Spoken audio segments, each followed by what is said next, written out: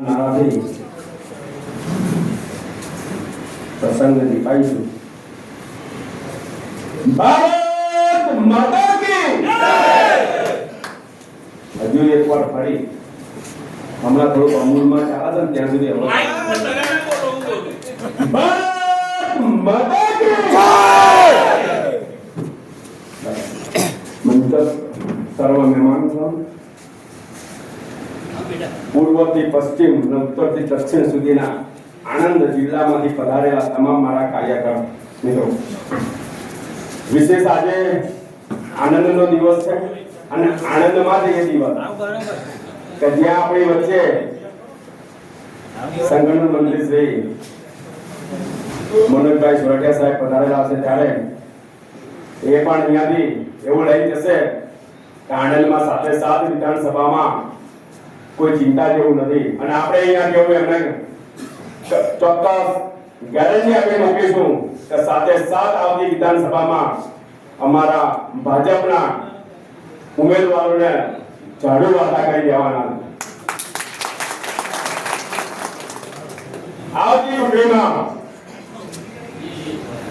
નગરપાલિકા અમારા ઉમેદમાં આવી રહી છે, એટલે દરેક જગ્યાએ જ્યાં પણ નગરપાલિકા ચૂંટણી, તાલુકા પંચાયત ચૂંટણી, જિલ્લા પંચાયતની ચૂંટણીમાં અહીંયા બેઠેલો એક ઉમેદવાર, અહીંયા બેઠેલો એક કાર્યકર 1000 ના ભારે છે, કારણ કે ખુલ્લો થઈને આવ્યો છે, કંટાળીને આવ્યો છે. 70 વર્ષથી કંટાળીને આજે આ વાતને એને શીખવાડી દેવાનો મતલબ એવો થાય છે 1000 ના ભારે છે. આપણા વિસ્તારમાં દિલ્હીથી સંયોજક ભાઈઓ અહીંયા છે, એક વિધાનસભામાં એક સંયોજક છે, તો આખી વિધાનસભા એ ઊભી કરી શકે છે. તો તમારામાં એ તાકાત હોવી જોઈએ કે જો દિલ્હીથી આવીને એક સંયોજક આખી વિધાનસભા જીતાતો હોય તો આપણે તો ઘણા બધા છીએ.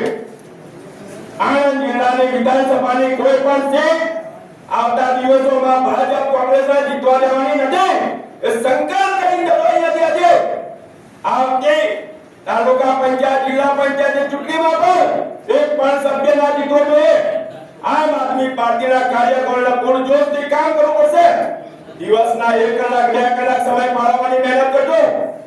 નીચેથી ઉપર સુધી આમ આદમી પાર્ટીને આપણે બેસાડીશું. 10 વર્ષ જ્યારે મેં પંચાયતમાં સરપંચ તરીકે મેં ફરજ બજાવી છે, સરપંચ તરીકેની મેં સેવા આપી છે, ત્યારે હું કહું કે ભાજપના દબાણમાં રહીને પંચાયતના તલાટીથી માંડીને કલેક્ટર સુધીના લોકો કેટલા દબાયેલા હોય છે. આજે પણ વિસ્તારમાં દરેક જગ્યાએ ખાડા ખબડાવાળા રોડ હશે, બ્લોક નાખેલા ગામડામાં, આરસીસી કરેલો ગામડામાં કોઈ જગ્યાએ ઠેકાણું નથી. સીધે સીધું દેખાય છે કે આ ભ્રષ્ટાચાર છે. કોઈનો અવાજ, કોઈ અધિકારી તમે બોલશો તો કોઈ સાંભળશે નહીં. ખંભાત વિસ્તારમાં જ્યારે અહીંયાથી આવેલા છે, ત્યારે મારું બાળપણ, મારો જન્મ વડગામ ગામમાં અને હમણાં 2017 માં ઉમરેઠમાં આવ્યો, ત્યાં સુધીનું મારું જીવન આખું ખંભાત તાલુકામાં ગયું છે. મેં જોયું છે એ ગામમાં ટીવી નથી, ક્યાં જવું ત્યાં, એ ગામમાં ટ્રેક્ટર નતું, ત્યાંથી ત્યાં જે ગુજરાત મડલની વાતો કરે છે રંગો પીળો, આજે પણ આ ખંભાતના વેણજ ગામમાં પાણીના ફાંભા છે, પાણીના બેડલા લઈને આજે પણ ત્યાંની માતાજી કે કુવેથી પાણી ભરે છે. તળાવના કાંઠે કુવો હોય તો પાણી તળાવમાં કુવામાં આવે, એ પરિસ્થિતિનું ગંદુ પાણી આજે પણ પી રહ્યા છે. અરે શું તમે ચોથી વાત કરો છો? ખંભાત તાલુકાના છેવાડાના ગામોમાં, દરિયાના કે કિનારાના ગામોના જે તકલીફ છે જોઈ છે. ચરોતર જેવા ચરોતરમાં પણ કોઈ એવું કહેતો હોય કે મુશ્કેલી નથી, તો આટલી બધી બૂમબરાડ સાની? આણંદ જિલ્લામાં આવતા દિવસોમાં હું અપેક્ષા રાખું કે સાથે સાથે વિધાનસભા, તાલુકા પંચાયત, જિલ્લા પંચાયત, નગરપાલિકા આપણે સૌ ભેગા મળીને ભાજપ કોંગ્રેસને ઝાડુ માતા કરી દેવાના છે. ભારત માતા કી જય.